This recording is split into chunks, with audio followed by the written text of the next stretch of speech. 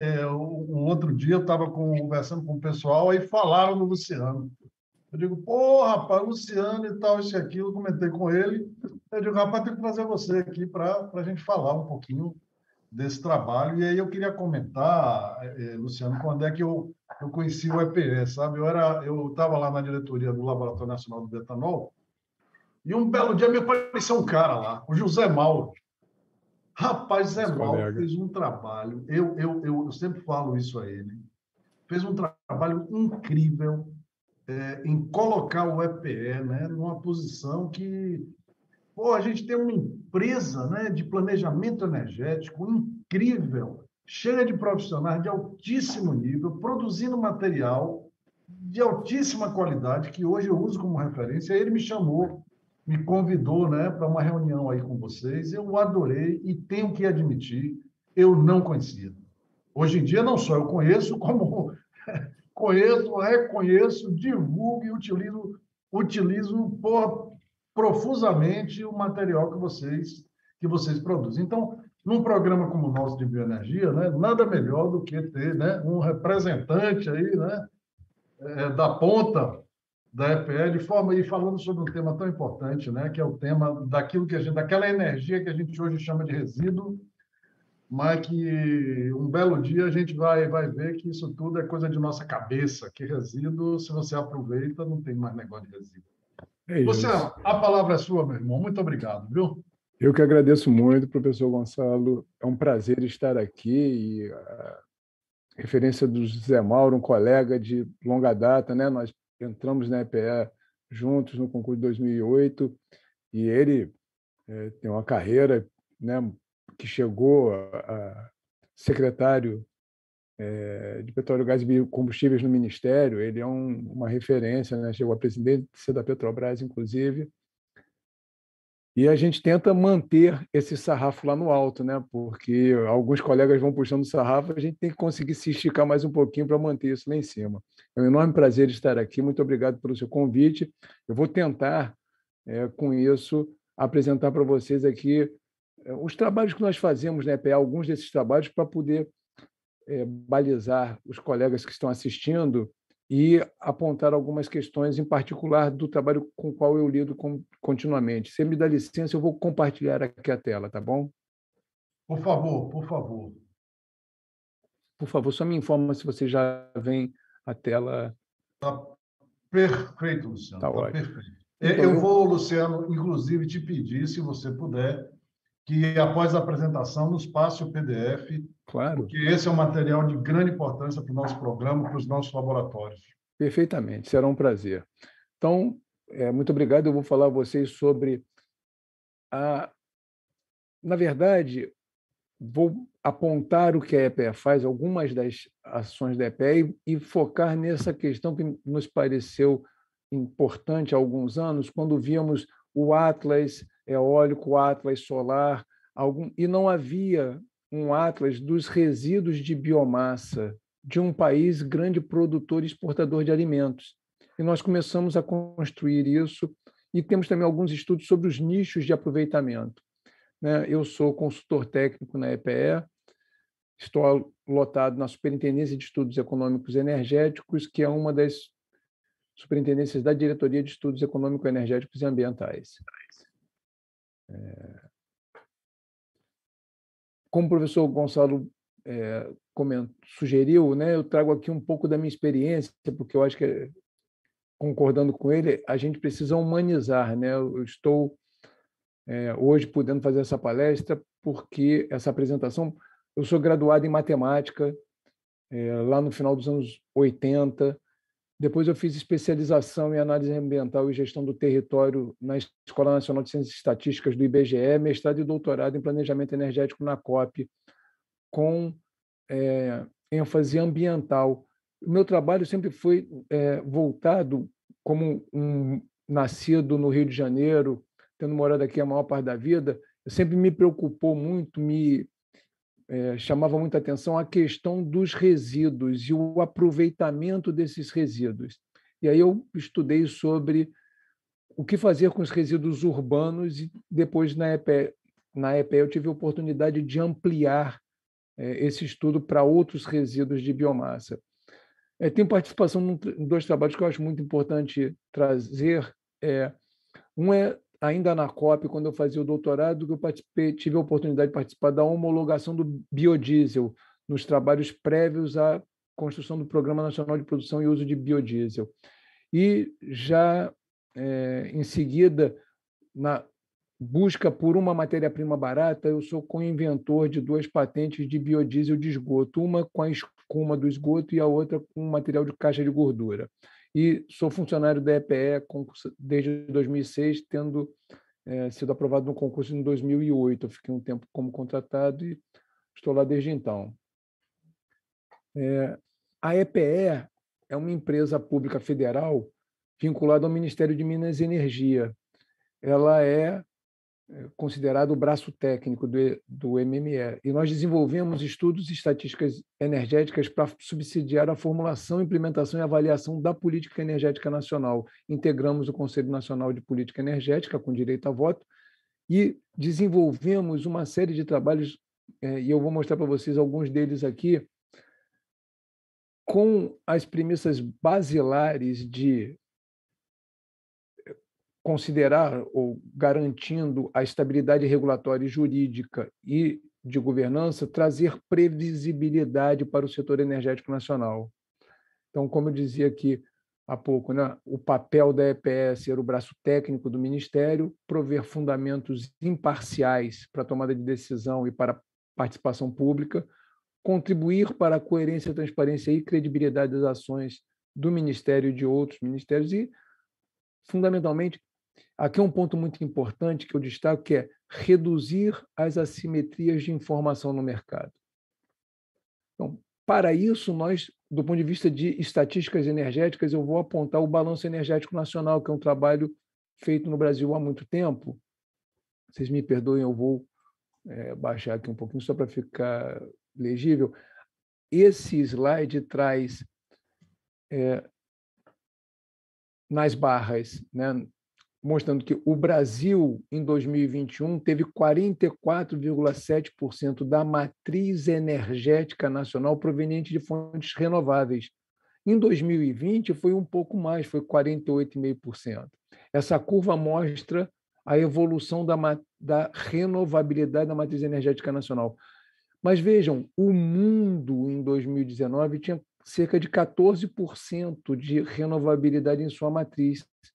E a OCDE, nesse mesmo ano, tinha cerca de 11,5%. Esse é um ponto muito importante para o debate atual de transição energética para uma economia de baixo carbono. O que significa isso? Onde é que a gente está nisso? Porque nós temos também que tomar o cuidado para não apenas embarcarmos nos modismos internacionais e assumirmos como nossas as necessidades de outros países.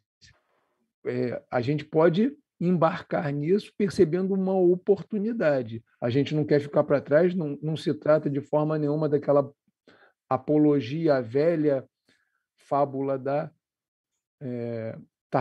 lebre e a tartaruga. A gente não vai ficar sentado à sombra, mas nós já estamos muito adiantados nesse quesito de transição energética para uma matriz de baixo carbono.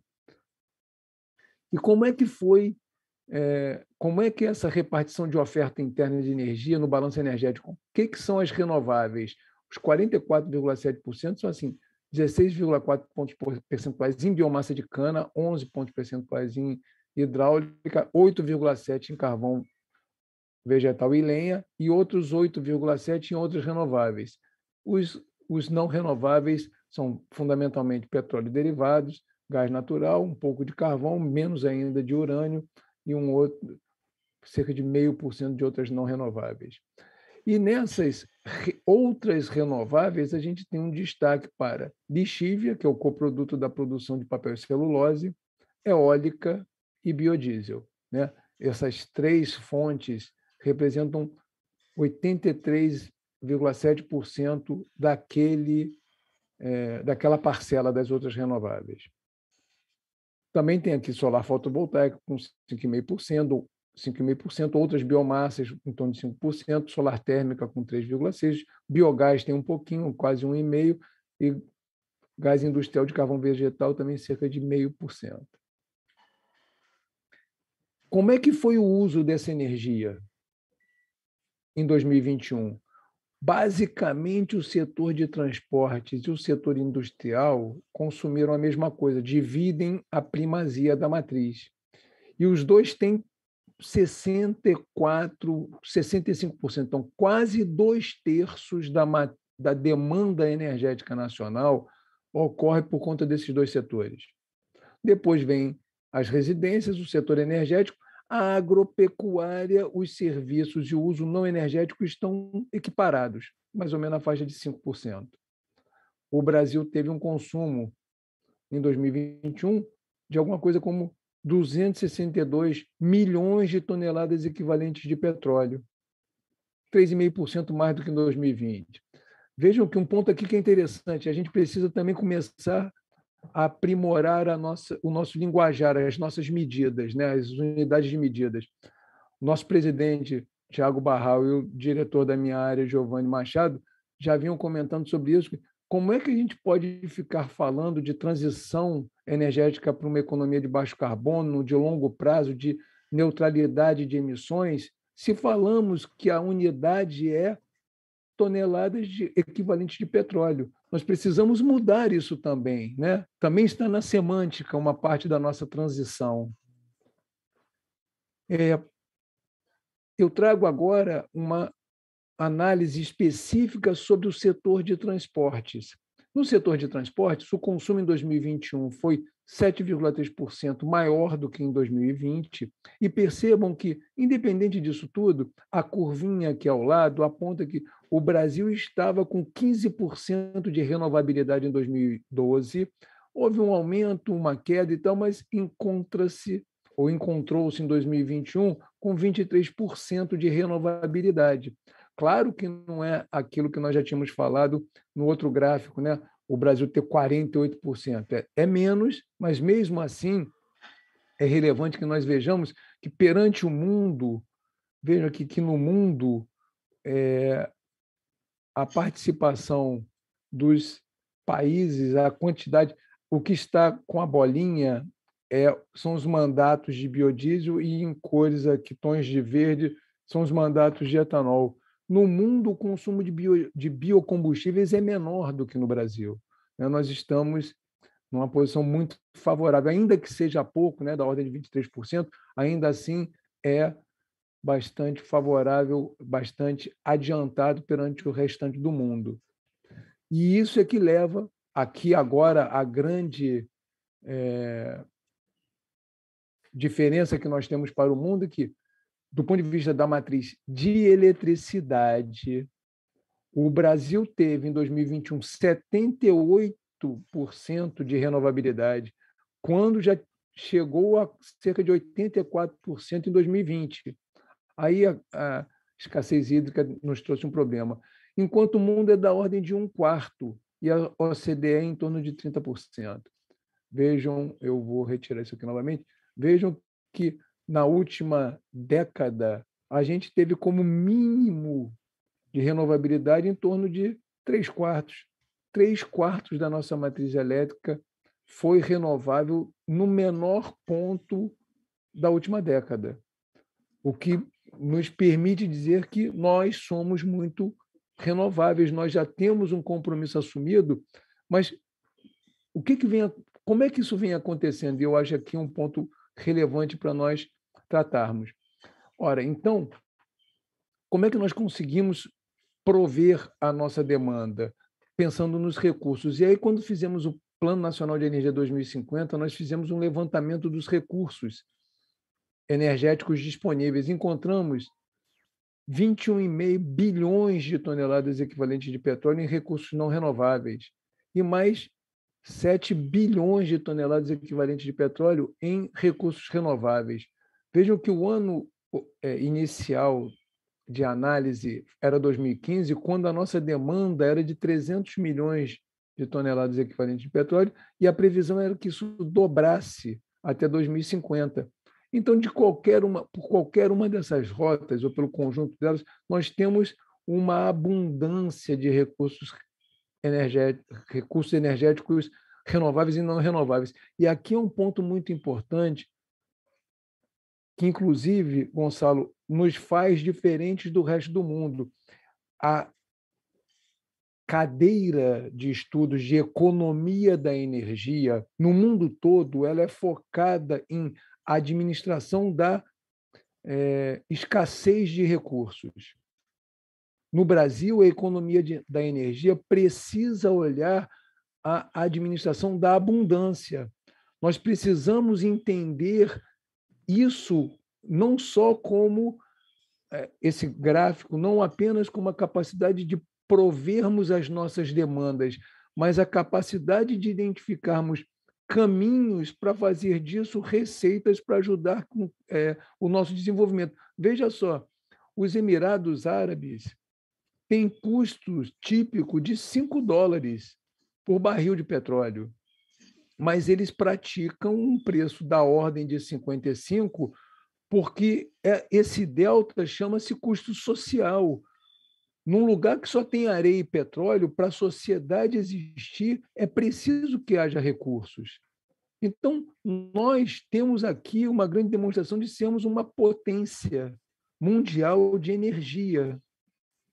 E temos tanto dos renováveis quanto dos não renováveis. A gente precisa administrar isso, estudar quais as melhores oportunidades para administrar essa abundância. Nós tomamos o cuidado de, inclusive, dividir isso, porque era tão grande a disponibilidade, nós dividimos, então, em o que chamamos de fáceis e difíceis. Os critérios são diferentes por tipo de recurso, por fonte, mas isso no Plano Nacional de Energia 2050 está bem descrito, explica detidamente, mas o que eu gostaria de trazer a vocês é que os não renováveis fáceis são 11 bilhões de TEP. Se o nosso consumo anual é quase 300, em torno de 300, dá um tempão, dá para a gente sobreviver um tempão com isso. Ou, se a gente quiser usar só renováveis, a gente já pode ficar independente dos não renováveis. Isso não significa que a gente esteja, ao falar isso, de modo algum estamos dizendo que vamos ficar só com os renováveis e não exploramos mais os não renováveis. Não é isso, é o contrário. Nós podemos fazer uso só disso e explorar e exportar isso aqui tudo, por exemplo. Então, o Brasil tem realmente uma abundância, um grande mercado a explorar. Nós precisamos aprender a administrar essa abundância e fazer Luciano, dinheiro com isso. Pois Luciano, não? eu quero só que você repita o seguinte: qual é o consumo brasileiro? O consumo brasileiro em 2021 foi menor do que 300 milhões de TEPs. Quer dizer, Perfeito. nós poderíamos nos abastecer plenamente com energia renovável, sobraria um pouco e teríamos muito de não renováveis, todos os não renováveis para exportar. Essa é uma abordagem grosseira, Gonçalo, porque, é claro, a gente não vai usar só as renováveis nesse momento, porque temos um parque instalado, porque existem intermitências, então isso tudo precisa ser considerado no momento. Mas, do ponto de vista físico... Eu vou pôr só os ganchos. Né? Então, do ponto de vista físico, é possível, a nossa demanda atual é inferior à disponibilidade de renováveis. E aí eu cito renováveis porque, como é um fluxo, né, todo ano tem também, então nós podemos explorar, devemos explorar isso. E aí também é preciso a gente considerar que por que temos uma matriz tão limpa, temos tantos recursos? Porque, na verdade, ao contrário do que acontece no mundo, aqui as renováveis são baratas. Não só são muitas, não só são abundantes, como também a tecnologia para seu aproveitamento é barata.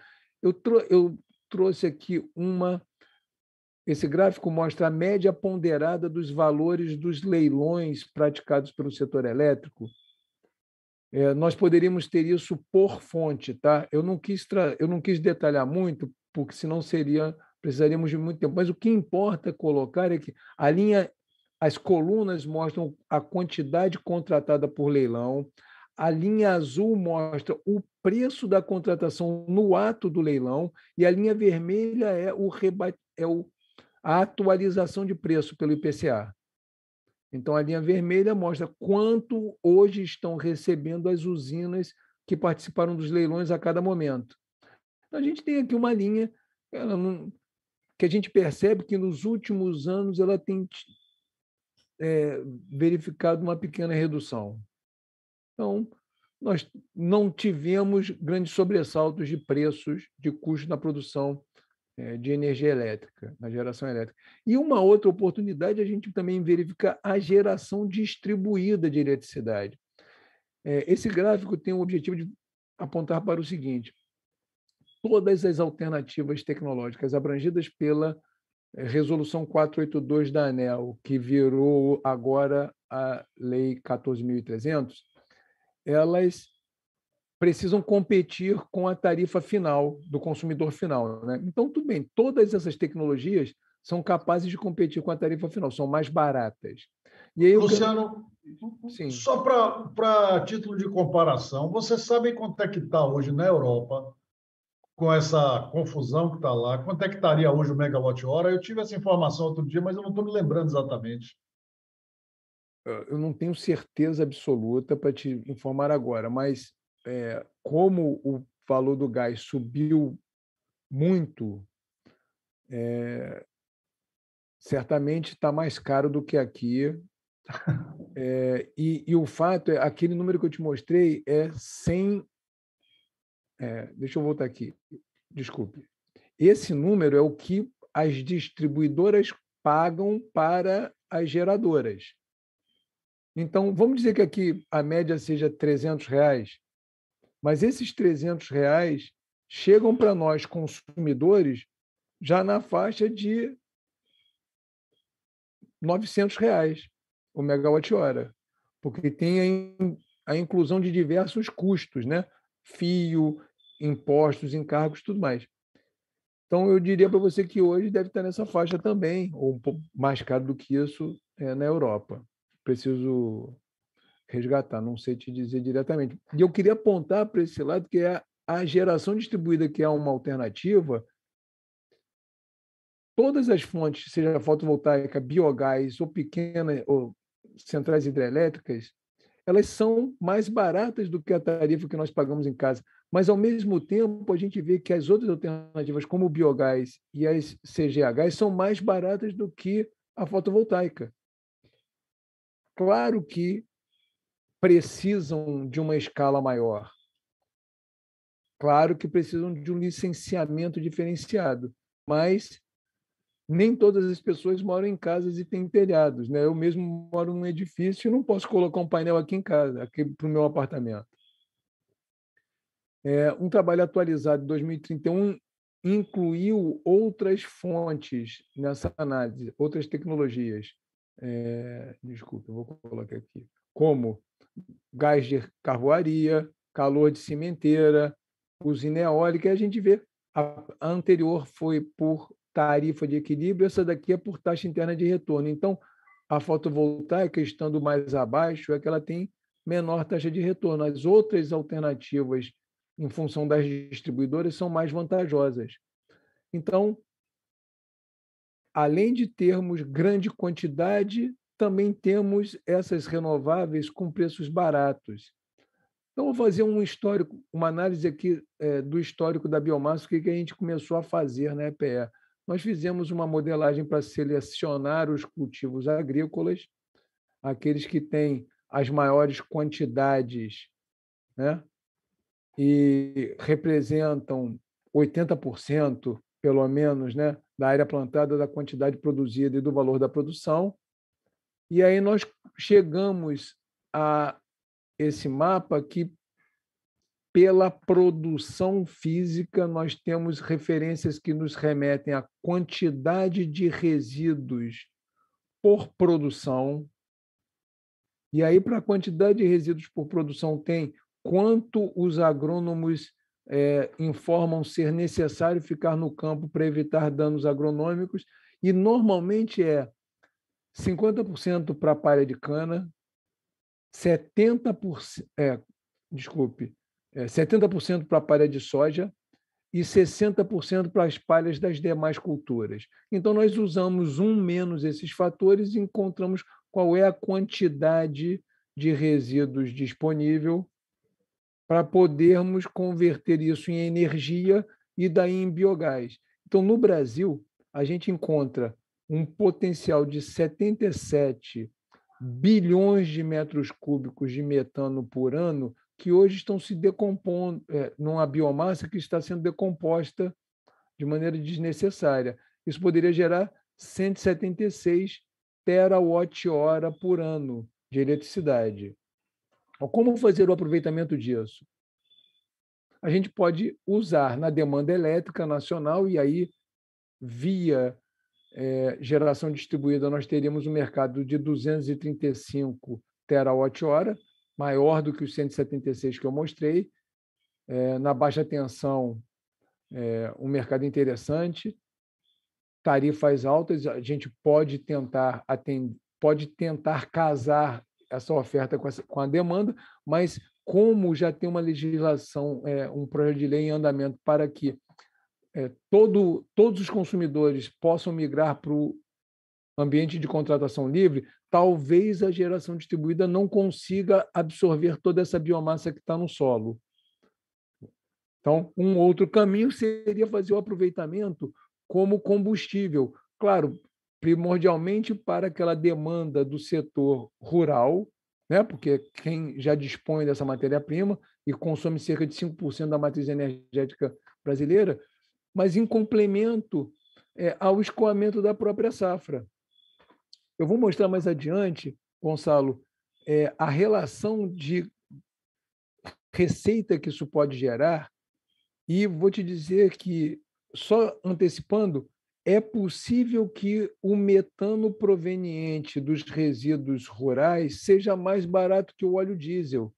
E, se isso for verdade, nós teremos os alimentos com preços reduzidos e com menor pegada de carbono, porque se trocarmos o diesel por biometano, nós teremos um ganho ambiental. Ora, se fica mais barato e com menor impacto ambiental, nós tendemos a ganhar as preferências do consumidor mundial. Então, o produto brasileiro ganha mais espaço. E reitero o que eu comentei ainda há pouco. Usar esses energéticos renováveis no Brasil não significa abrir mão dos fósseis. A gente pode exportar os combustíveis que vierem a ser substituídos. Então, aqui, em grandes números, o que a gente tem nos resíduos da agropecuária? Os resíduos rurais, eles são a parte carbono e nitrogênio é combustível, mas o resto todo é fertilizante que pode retornar para o solo. Comparando a demanda do setor agropecuário, a oferta equivale em eletricidade 557%. Comparando com o Brasil, é cerca de 15%. Quer dizer, a palha que está no chão mais o esterco animal representam uma Itaipu mais uma Belo Monte em eletricidade. Se a gente for falar de combustível, converter tudo em combustível, a gente está falando que 852% da demanda do setor agropecuário e mais do que da ordem de 1,5 vezes o consumo de combustíveis do Brasil, de diesel e gasolina.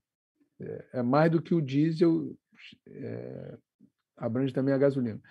Em emissões evitadas, são 200 milhões de toneladas de CO2 por ano. E veja que, se a gente pegar aquela quantidade de 77 bilhões de metros cúbicos e considerar que a gente consegue substituir 1 litro de diesel por 1 metro cúbico de metano, e a gente considerar o valor do diesel de R$ 7,00, nós estamos falando de 500 bilhões de reais por ano. 500 bilhões de reais por ano é mais do que mais do que o triplo do PIB da pecuária. É 23% do PIB do agronegócio e é 6% do PIB do Brasil. Então, nós estamos deixando essa riqueza se decompor. E, muitas vezes, a parte da pecuária, principalmente, virando um problema, né? Nós fizemos também, então, uma projeção pensando em 2050, e a gente parte da premissa de que esse é o quadro da ocupação das terras no Brasil. Nós temos uma área de 8% de lavouras e florestas plantadas e 19% de pastagens, quer dizer, a gente está falando de 27,7% do território brasileiro é usado na agropecuária. E eu trago aqui esse quadro do lado direito para apontar que, com foco energético, é só 1,5%, que é a parte da cana para etanol e a parte de carvão e lenha focados para o setor energético. Os números que eu apresentei até agora visam um aproveitamento dos resíduos das atividades existentes no país. E aí, pensando o longo prazo, pensando em 2050, nós tomamos o cuidado de considerar nenhuma exploração dos biomas Amazônia e Pantanal, tá? Trocando para o restante do Brasil na área marrom, que é o uso antrópico, aumentando a produtividade. Então, nós não mexemos na área verde, na vegetação nativa, e aumentamos a produtividade. Como fizemos isso?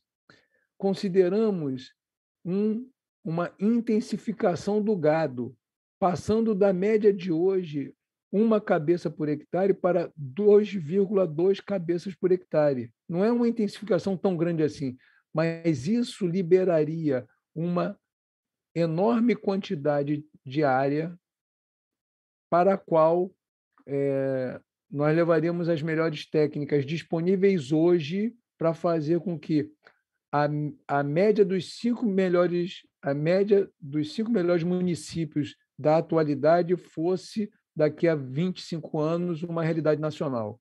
Isso seria suficiente para abastecer o Brasil, inclusive as exportações brasileiras, gerando um gráfico dessa ordem de grandeza.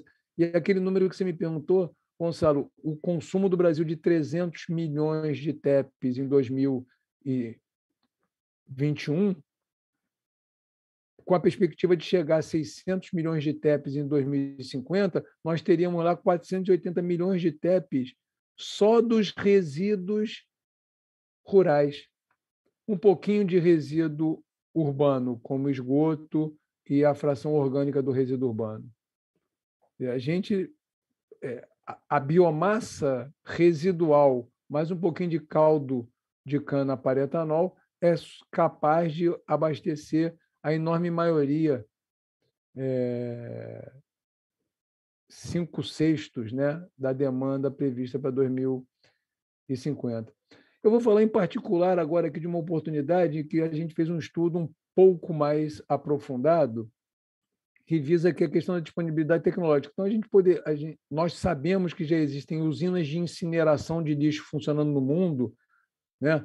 Na Europa, na Holanda, na França e na Espanha. Também sabemos de biodigestores funcionando no mundo, na Bélgica, na Disney e nas ETs dos Estados Unidos, e tecnologias de aproveitamento de gás em veículos pesados, como já houve na Conlurb aqui no Rio nos anos 80, na Sabesp, comprou da Volks caminhão a gás, e atualmente existem veículos pesados funcionando aqui, tanto no estado do Rio, em Cabo Frio, quanto em outros lugares do mundo, né? Esse caminhão marrom faz a coleta de lixo em Berlim, na Alemanha, e esse ônibus verde ele faz uma linha Helsinki, na Finlândia, para Estocolmo, na Suécia, rodando a biometano. né? E mais uma tecnologia que nós temos é dos veículos pesados usando eletricidade. Então, temos caminhões e ônibus elétricos, caminhões de lixo e ônibus elétricos. A EPE, para fazer essas análises, desenvolveu algumas ferramentas, como um simulador de ônibus a biometano, fez um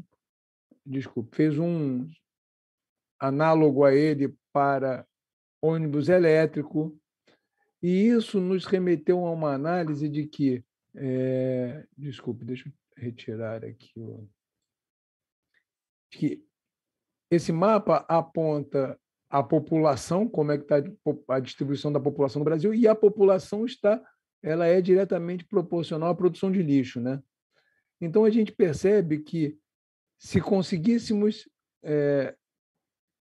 converter tanto a demanda dos transportes públicos quanto a demanda elétrica, tudo em um equivalente a 1 milhão de metro cúbico de diesel, então nós temos uma análise desse tipo, tá? Uma configuração desse tipo.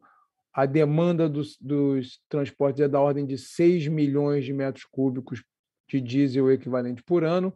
As demandas elétricas, elas somadas dão 4,37 e 3,5, 10,5. É um pouco maior, mas elas estão divididas assim porque os preços são diferentes, né? E a gente tem uma enorme quantidade de lixo, né? 80 milhões de toneladas de lixo, sendo cerca de 60% disso como matéria orgânica. Então,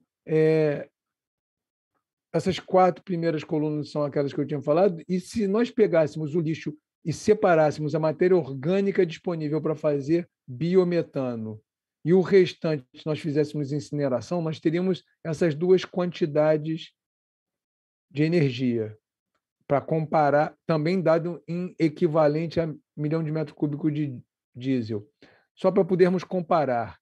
Então, quando se queima diesel, há uma emissão de em torno de 2,5 kg de CO2 por litro. E quando é feito o uso dos resíduos, há uma mitigação, que a gente deixa de emitir metano. Então, o consumo de energia dos resíduos em substituição ao óleo diesel dá mais ou menos 10 quilos de CO2 por litro substituído, que é isso que o número está mostrando aqui embaixo. Ou seja, para atender a demanda do poder público brasileiro em 20 anos, seria possível reduzir 1 bilhão de toneladas de CO2 equivalente.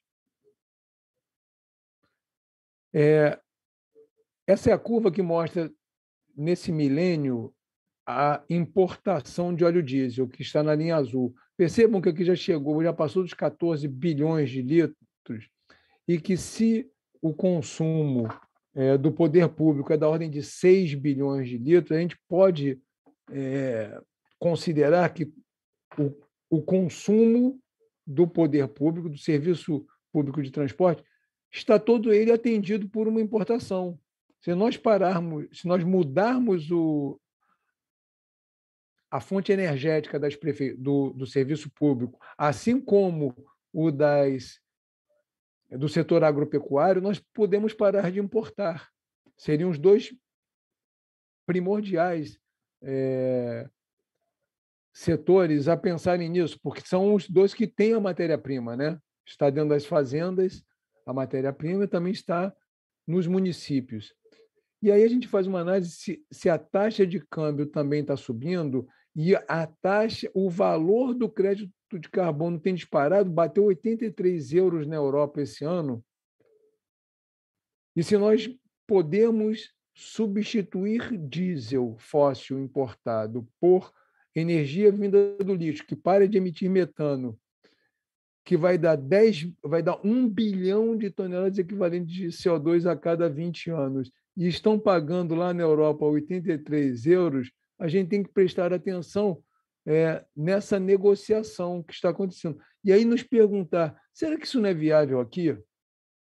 Então, uma portaria do MME de 2018 a EPE contribuiu com isso, calculando quais seriam os valores necessários para eletricidade a partir do lixo, de várias coisas, inclusive a partir do lixo, ser viável. Depois, a isso pode ser aplicado IPCA, então trazido para valor real seria R$ 790 o megawatt-hora. Se a gente comparar com o leilão realizado, com o preço do leilão realizado no ano passado, atualizado para agora, que foi de R$ 600 o megawatt, está em R$ 600 o megawatt-hora, isso equivale a R$ 2,81 por litro de diesel equivalente. Então, a energia elétrica proveniente do lixo é mais barata do que o valor do óleo diesel. Então, nós poderíamos também fazer aproveitamento do lixo, não só do ponto de vista técnico, que eu acabei de falar, também do ponto de vista financeiro. É viável. Então, vou mostrar para vocês que o diesel na refinaria ele é vendido a 7 e pouco, mas ele na refinaria é 5. A energia do lixo, seja elétrica ou seja biometano, é da ordem de 3, enquanto a eletricidade comprada pelas distribuidoras é menor que R$ 1 o metro cúbico, R$ 1 o litro equivalente de diesel. A gente está falando aí da ordem de R$ 230 o megawatt-hora. Então, vejam que se nós cobrarmos do setor de transportes, além do valor da energia, também o valor da disposição final do lixo nos aterros, ainda fica mais barato do que o número que o valor, a receita das refinarias. E aí a gente percebe que mais uma das questões do desperdício, né? Se nós compararmos essa oportunidade de abastecer as frotas com a oportunidade de gerar eletricidade para as municipalidades, não vale tanto a pena, porque a eletricidade no Brasil, a energia contida no elétron é menos valiosa do que a energia contida na molécula. A molécula é muito mais valiosa, em parte porque ela traz uma bateria em si, né? A molécula é uma bateria de energia. Então, a eletricidade do RSU é viável, a eletricidade e o biometano. E aí, se a gente aqui, esse gráfico tenta mostrar tudo, considerando que essas colunas são os preços finais do diesel. Então, se a gente já está com a linha em preto mostrando viabilidade, que é o preço da refinaria, as colunas são os preços mínimo e máximo à distribuidora e ao consumidor. Como nós não sabemos qual é o valor que o poder público, que o serviço de transporte público paga, porque às vezes são prefeituras, às vezes são concessionárias, mas não importa, porque a rigor o que importa é o seguinte: todos esses valores são mais altos do que o valor da refinaria. Então a gente está vendo que existe uma redução de custos e de emissões que não são implementados pelo mercado até hoje. Em parte, isso é o que os economistas chamam de custo de transação. Também tem a velha brincadeira deles dizerem que tem um monte de dinheiro em cima da mesa. Mas, do ponto de vista do mercado de carbono, isso demonstra o velho conceito de adicionalidade. Por que ainda não foi feito? Em parte porque o que nós tentamos fazer aqui no papel da EPE é eliminar a assimetria de informação. A tecnologia está disponível, tanto para produzir o energético como para ter a frota convertida. A economicidade já se apresenta como viável, faltam ainda alguns ajustes. Parte desses ajustes pode ser capacidade de conseguir quem faça o investimento, porque qualquer agente para fazer o investimento vai precisar tomar um financiamento e o banco vai precisar ter uma garantia. E aí falam assim, poxa, mas aqui esse mercado não é contratado. Mas o poder público pode contratar por longo prazo. Claro que vai querer um desconto. Sendo feito isso, nós podemos encontrar, então, vantagens que vão mostrar que os serviços públicos de transporte são uma atividade perene e, portanto, podem oferecer um contrato de longo prazo em troca da redução de custos. E isso deve acontecer simultaneamente à universalização do serviço de saneamento. E aí a gente consegue acelerar o saneamento, fazendo com que sua conversão em uma biorefinaria urbana para reduzir as emissões de gases de efeito estufa e de material particulado que acomete as populações seja integrado, inclusive trazendo postos de trabalho para o Brasil. E a gente, então, está falando que parte da economia é da ordem de 1 a 2 milhões de reais por veículo a cada 10 anos de uso. Então, a gente consegue reduzir os custos, reduzir a poluição, resolver o problema ambiental do resíduo e do combustível. Aqui um desenho apenas para mostrar um fluxograma de como isso pode acontecer, né? Através das concessionárias municipais ou para poder público, via contrato que servirá de garantia a bancos que financiarão a instalação de grandes usinas, as quais abastecerão essa frota e receberão por isso, e o sistema de economia circular estará dado. Esse é um negócio de 50 bilhões de reais por ano. Só para terminar, eu queria agradecer em meu nome e da equipe que comigo trabalha na EPE, pela oportunidade. Eu estou aqui à disposição para nós conversarmos. Luciano, não é exagero, simplesmente extraordinário. Eu não resisti, eu já mandei diversos de seus slides, fiz um print aqui, meia boca, e já mandei para vários lugares, vários grupos, várias empresas, vários conselhos. Olha, você sabe que hoje em dia a gente... embora a gente não tivesse combinado nada, a gente tem as mesmas visões. Eu tenho, quando o pessoal me pede para definir bioeconomia, eu digo, olha, a bioeconomia é a ciência do excesso. Isso aí, essa ideia de que a economia é um negócio que é para tratar com a falta, com a demanda infinita, é mentira, nada disso existe, pelo contrário. Agora, a gente tem que converter excesso em abundância. O que você mostrou aí é simplesmente extraordinário. E outra coisa, Luciano, um problema do mundo hoje... já estão me pedindo sua apresentação. Estou te dizendo... O problema do mundo hoje, Luciano, é que as pessoas antigamente enganavam as outras pessoas pela falta de informação. Hoje em dia, as pessoas enganam. Se você quer enganar alguém, é só entupir ela de informação de um tanto que a pessoa não sabe o que é importante e o que não é.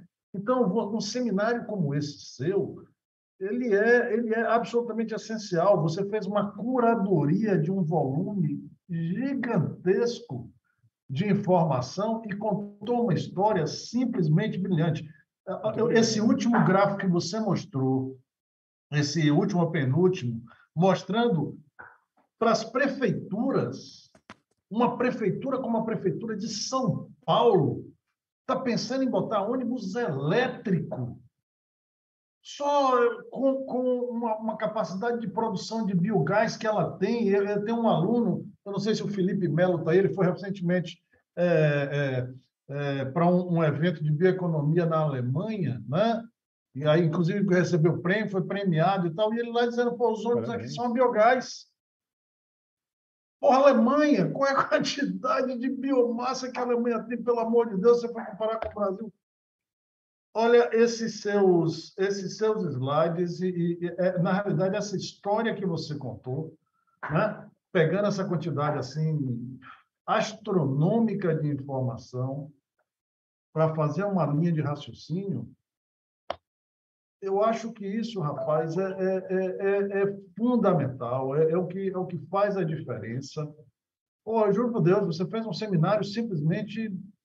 E eu estou lhe dizendo que me falaram de você, me elogiaram, e eu não consigo me lembrar quem foi, porque é tanta reunião, Aí eu digo, pô, o Luciano está com a gente no Renova Bio, deixa eu ver esse cara para falar, e não deu outra, viu, Luciano? Muito obrigado. Não, olha, e não Assim, é creia, fruto de um não trabalho é, de não é equipe, de... né? De muito tempo, né? Uma equipe trabalhando. Gonçalo, eu até queria te colocar que a gente tem estudado os desdobramentos disso, inclusive na linha do hidrogênio, né? Essa biomassa toda ela também pode prover hidrogênio, né? Como a Raizen fez um acordo com a Iara para fornecer biometano para que esse seja reformado e possa produzir hidrogênio para fazer amônia. Também é uma linha interessante. O Brasil é importador, né, de fertilizantes. Então, nós temos aqui uma enormidade de oportunidades. Luciano, e a gente tem que associar, sabe como é que é? Olha, o grande objetivo desse programa de bioenergia, né? Que é um programa que tem USP, Unesp, Unicamp, juntos Sim. e tal, papapá, mas não é, juro por Deus, não é o meu objetivo fazer paper. Paper é consequência Sim. natural. Mas meu objetivo é trazer essa quantidade gigantesca de informação que a gente tem para apresentar ao empreendedor, ao Sim. investidor, ao cara, essa quantidade gigantesca de oportunidade que a gente tem que converter em produto, em emprego. Olha, você falou uma coisa, olha, se a gente tivesse combinado, eu acho que a gente não ajustava tanto. Você falou uma coisa fundamental, que o valor da molécula é muito maior que o valor do elétron. Sim, no Brasil Eu, é inclusive, isso. atrás de mim, que eu não sei se você vê, eu exemplifico, eu tenho um monte, justamente mostrando exatamente, está aqui o elétron, entendeu? Está aqui uma molécula de etanol, parece um cachorrinho. Essa molécula vale muito mais, ela é líquida, ela é Sim, transportável, ela é... Né? Ou você tem um metano, a quantidade que você consegue manipular, mexer. Então, Luciano, isso aí que você apresentou é um manual, meu amigo, para quem tiver juízo, para quem tiver. Eu tenho um cara ele está aqui no nosso programa, não sei se ele está continuando o doutorado, era aluno da Bruna, que está aqui também, que você deve conhecer, o Alessandro Gardner. sim, Eu brinco sempre com o Alessandro que o cara é um herói, porque ele pegou uma coisa que todo mundo sabia, né? Mas transformou numa realidade.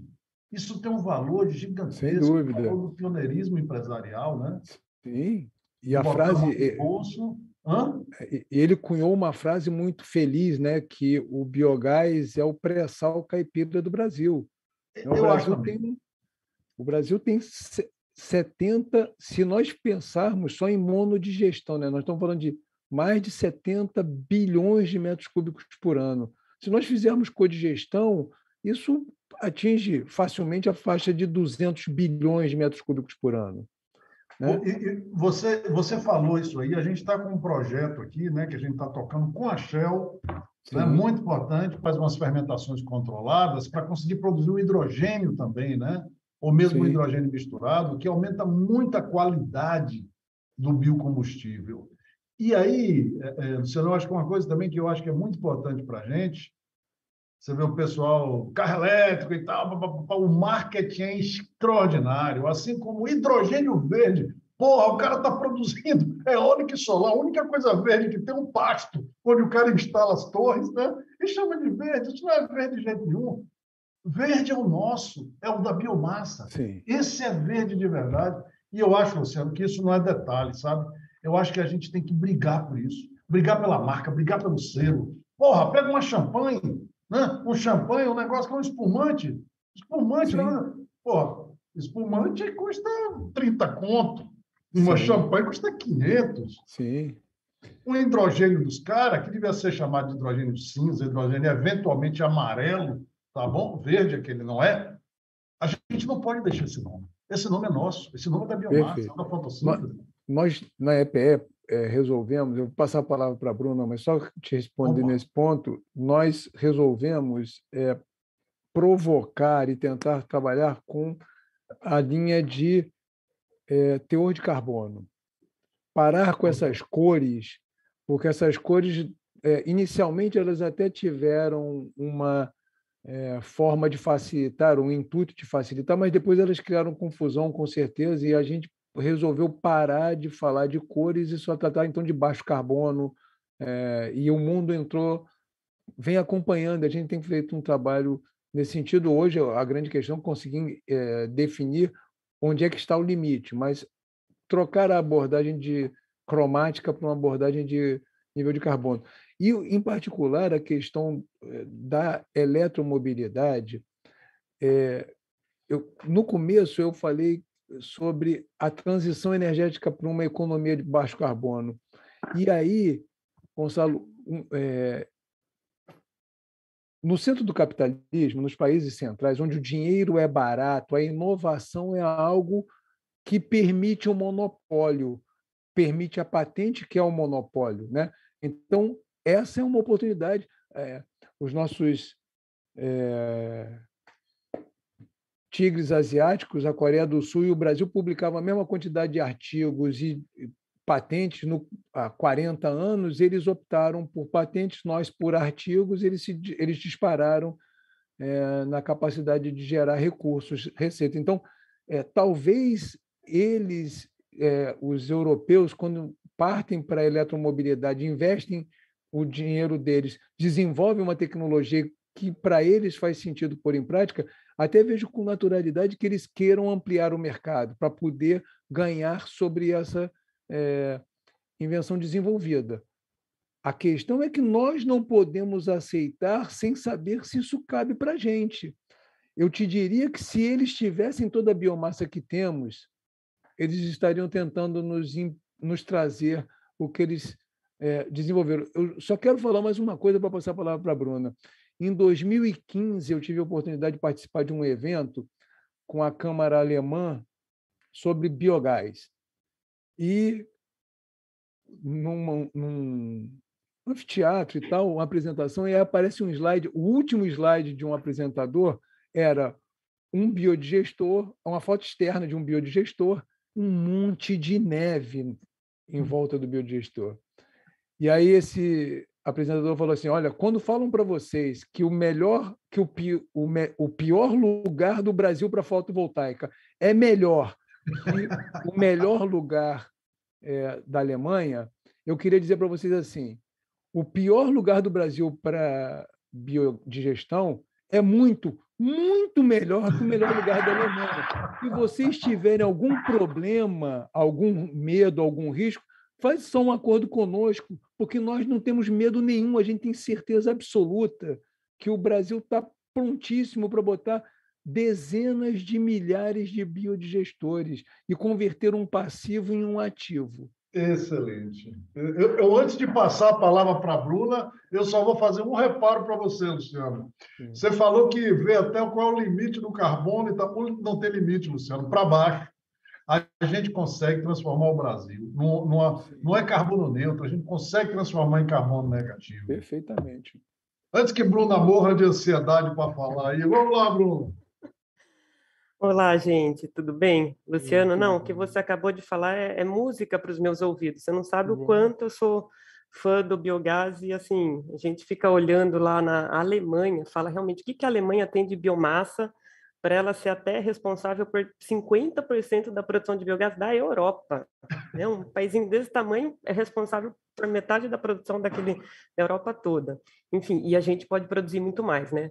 Assim, a sua apresentação foi fantástica, Luciana. Acho que foi assim uma forma muito didática de enxergar a matriz energética e possibilidades inteligentes do que fazer com ela, né?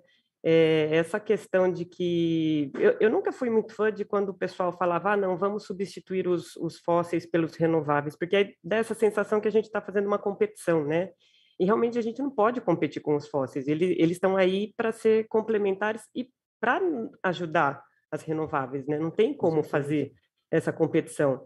Mas eu também nunca tinha ouvido essa saída de que a gente pode aumentar os nossos renováveis e pegar os fósseis para exportar, né? Não vamos diminuir os fósseis, né? Isso eu achei fantástico, também um pulo do gato, assim, que eu nunca tinha visto, né?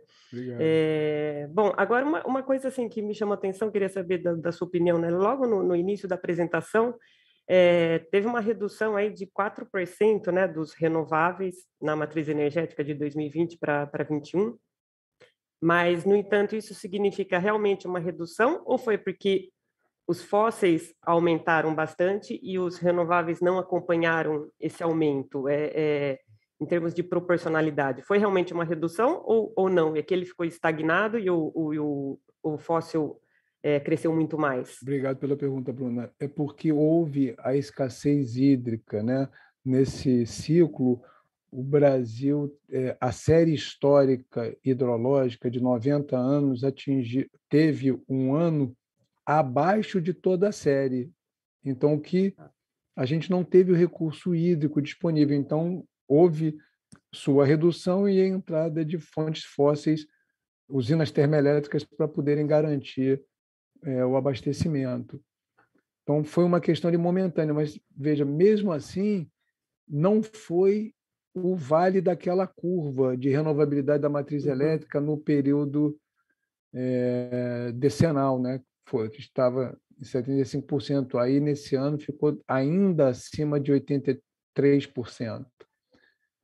O Brasil é muito rico, né? É alguma coisa diferente do resto do mundo. Inclusive, no ponto que vocês dois tocaram da questão dos fósseis, não só exportar os fósseis para fins energéticos, mas também para outros fins, né? A gente fala dos veículos. Os veículos, cada veículo tem, em média, 1 tonelada de material que demandam muita energia no seu processo produtivo. E são veículos muito pesados. E esse peso requer muito combustível para ser transportado. Talvez nós pudéssemos pensar também em plásticos, em produtos da petroquímica, para tornar mais leve os meios de transporte, claro, com todo o quesito segurança, de forma nenhuma pode ser deixado de lado, mas por que a gente precisa usar 1 tonelada de metal se a gente pode pensar em produtos mais leves que garantam as mesmas coisas? O petróleo nos trouxe várias facilidades, né? O plástico é um negócio fantástico. Em alguns momentos, o plástico vira um poluente porque nós usamos mal o plástico. Ele é tão cheio de atributos que, às vezes, a gente se apega a um atributo de que ele é leve, ele é impermeável, ele é maleável. A gente cria um saco para algo que vai durar alguns poucos instantes. Nós é que estamos usando errado algo tão importante, que custa tanto. A gente tem que buscar, né, em águas ultraprofundas, né, a 300 quilômetros da costa, a 7 quilômetros de profundidade. Aí a gente processa aquilo, transporta e tal, e depois usa algo que dura séculos, a gente faz um uso instantâneo. Então, a gente também precisa se reeducar quanto a isso, né? Luciano, olha, pessoal, foi simplesmente brilhante. Te agradeço demais, demais mesmo. Eu ia fazer a mesma pergunta que a Bruna fez e também tinha me chamado a atenção, mas sua resposta foi fantástica. Eu vou lhe pedir, Luciano, que, por favor, mande a sua apresentação. Já estou preparando. Já com a sua autorização para distribuir para muita gente, porque eu queria, sinceramente, em meu nome, em nome aí do nosso curso, né, Bruna, parabenizar a EPE, rapaz, por ter profissionais da sua qualidade. Por isso que eu pedi para que você iniciasse falando da sua história, para entender como é que a gente chega a ser, né, um Luciano Bastos. Isso não é fácil não, rapaz. Muito obrigado. Meu amigo, muito obrigado de verdade, de coração. Pessoal, boa tarde a todo mundo. Foi realmente fantástico e é isso aí. Fico muito feliz de ver isso e eu acho que com isso o programa cumpre, né? Cumpre o seu papel. Muito obrigado, amigo. Tem gente aí muito já... Obrigado. Parabéns. Eu e a EPE estamos à disposição. Um abraço. Fantástico. Essa é a primeira, viu, Luciano? Virão outras, amigo. Será um prazer. Pode ir preparando já a próxima, viu? Tá ótimo.